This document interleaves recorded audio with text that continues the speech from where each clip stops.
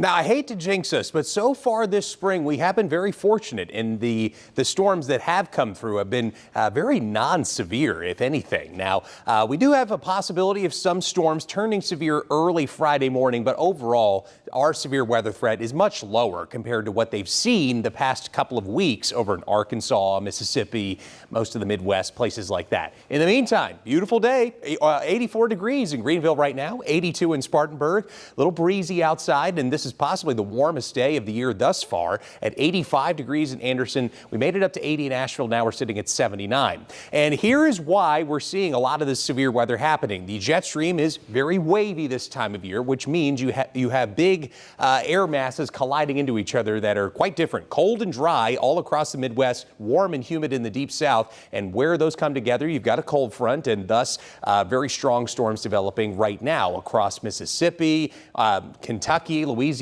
really some of the same areas that have gotten it the past couple of weeks. Even a tornado warning there in Kentucky right now as those storms continue all the way up into Ohio. Now, that's where the severe weather threat is for today, stretching from Tennessee up to the Great Lakes areas, Great Lakes region, I should say. And for tomorrow evening, we have a very low threat of possibly seeing some of those storms turn severe as well. I really think that Friday morning will be more of our impact day with the rain turning more scattered. Plan on it being a somewhat uneasy commute for Friday morning and possibly Friday afternoon because the rain will turn steadier and heavier at times. In the meantime, though, here's the satellite picture. Just a lot of puffy cumulus clouds with the humidity a little bit higher than the past couple of days, which means you've got more low-level moisture and thus more low-level clouds.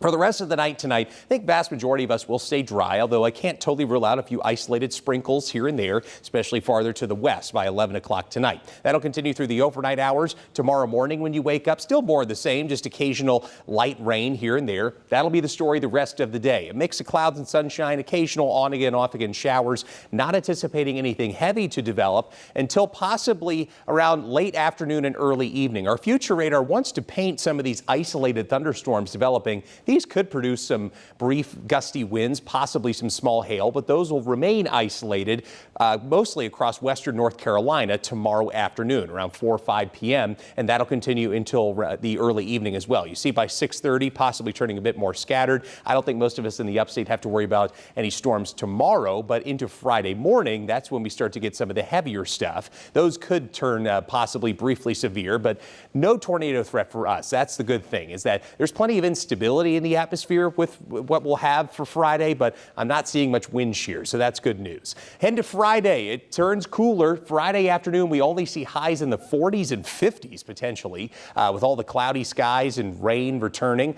So for Friday, it's definitely going to be cooler, no doubt about it. 82 your high tomorrow. That's the last warm day we have for a while. Friday, we're down to 65 potentially here in the upstate, but that'll possibly be around midnight. The rest of Friday afternoon is going to be cool in the 50s. Same for Saturday, a high of only 51. I think by Sunday, though, we'll dry out and see temperatures rebound back up to the low 60s. So here's the 4-day plus.